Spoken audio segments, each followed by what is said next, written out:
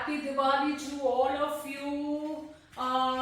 मैं आपको ऑर्डर 21 कल मैंने लास्ट फिनिश किया था। मैंने आपको 89 तक पूरा सिखा दिया था, सिखा तो पूरा ही दिया था। इट इज अ लास्ट फटाफट सेशन अपन खत्म करेंगे, स्टार्टिंग विद इरेगुलरिटी और फ्रॉड, जो कि अपना रूल नंबर 90 से लेके अब लास्ट मेरा 106 रूल तक बाकी है। फटाफट फिनिश करेंगे और अपना यहाँ तक ऑर्डर 21 हमारे मुट्ठी में।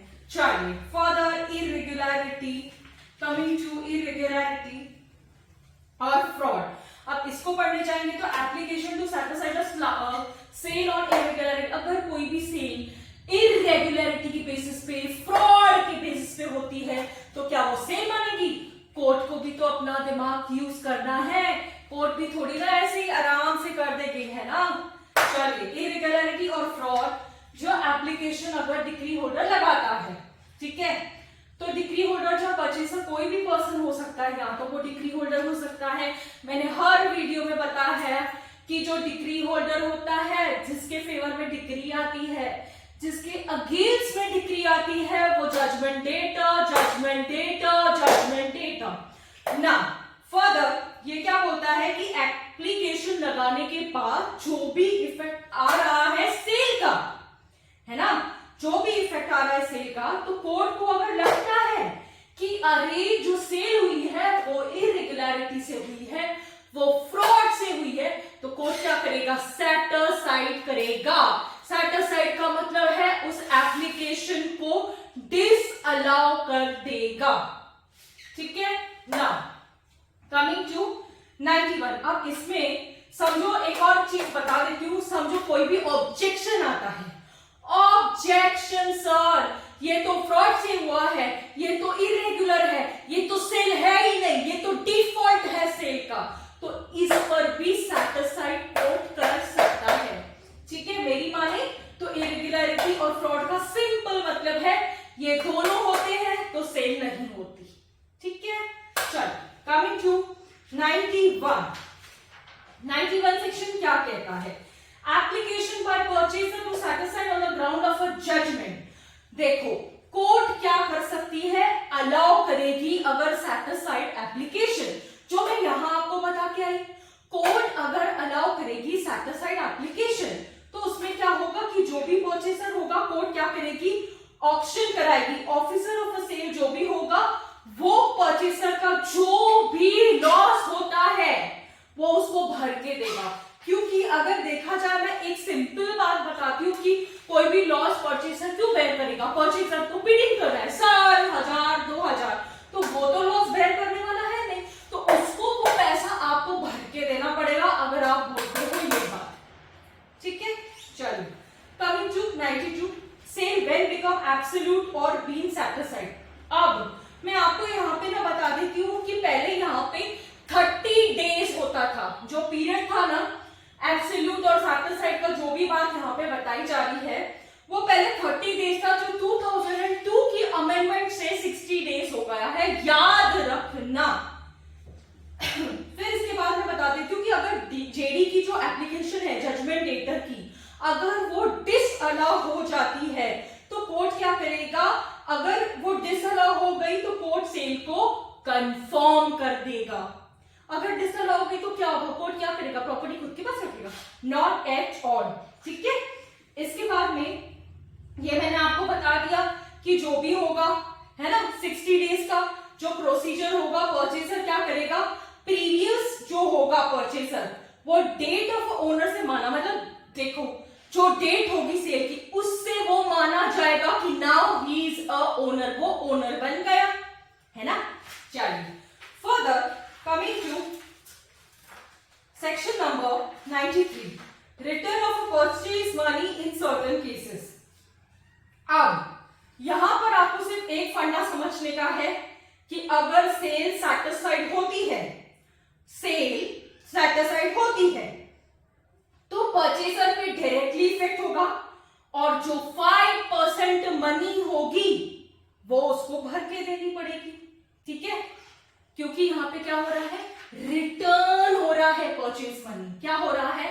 Return of purchase money. तो कितना पैसा भरना पड़ेगा जेडी को? 5%, ठीक है। चलो, सर्टिफिकेट टू परचेजर। अब परचेसर का मतलब क्या होता है, मैं आपको इसके ऊपर ना एक बात बताती हूँ कि certificate to purchaser means when a sale becomes absolute, when the sale becomes absolute, you know, कि जब परचेसर जो होता है, ठीक है, अभी return of purchase money in certain cases हम समझे, तो सर्टिफिकेट टू परचेसर का मतलब ये होता है कि जब परचेसर जो होता है वो ऑक्शन के थ्रू प्रॉपर्टी लेता है तो कोर्ट उसे एक सर्टिफिकेट देती है, ठीक है, और वो सर्टिफिकेट जो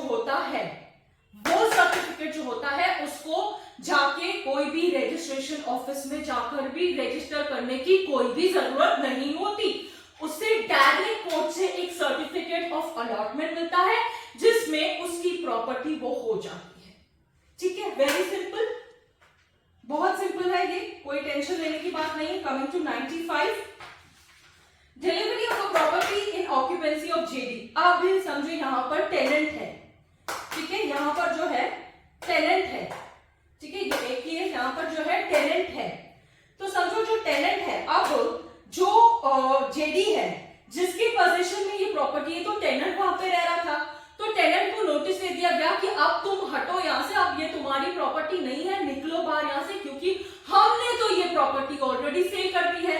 तो कोर्ट क्या करेगी, उस जेडी को बोलेगी निकल। अगर परचेसर चाहता है कि हाँ जेडी कंटिन्यू कर सकता है तो it is okay, it is alright, JD can continue, there is no problem, ठीक है।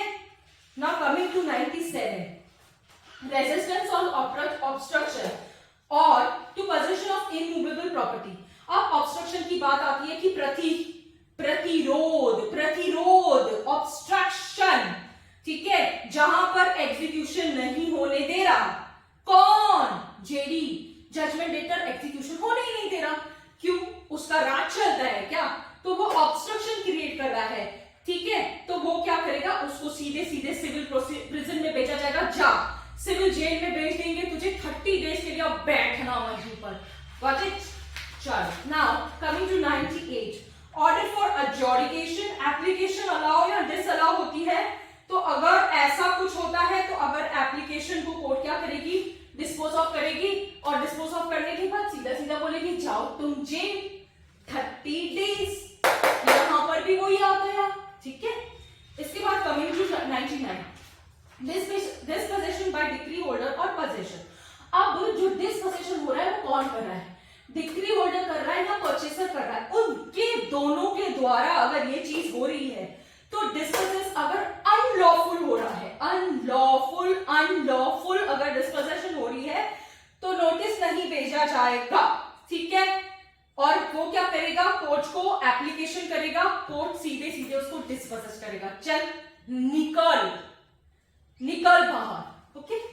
Now coming to order, sorry rule हमारा जो है 100, order to be pass upon the application complaining in dispossession, ठीक है, मैं ये आपको इन शॉर्ट बता देती हूँ कि अगर समझो 97, 99 में जो भी कोर्ट ऑर्डर हुआ है, अगर वो एप्लीकेशन डिसअलाउ होती है तो वहां पे ऑब्स्ट्रक्शन क्रिएट किया जाएगा, बस इतनी सिंपल सी बात है।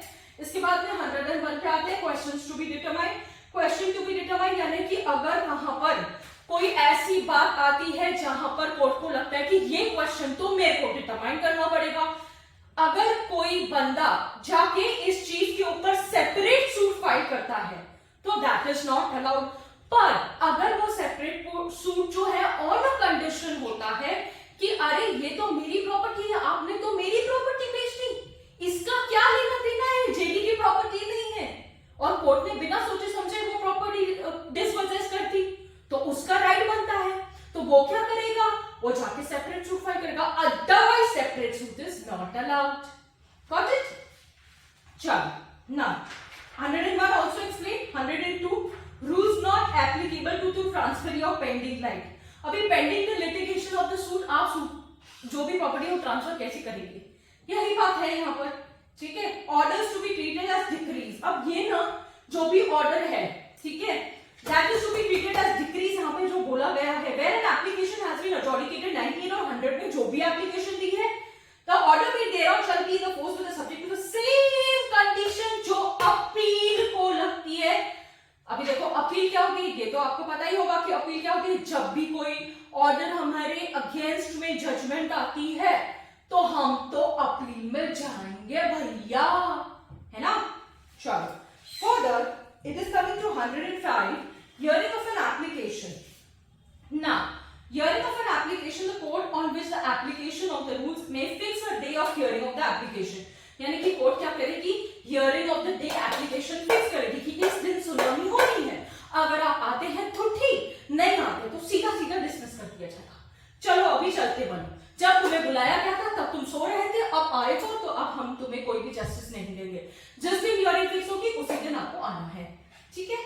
चलो Now, coming to set aside orders pass ex parte। अभी ex parte की बात बता देती हूँ कि हम ex parte का मतलब होता है वन साइड ऑर्डर, ठीक है।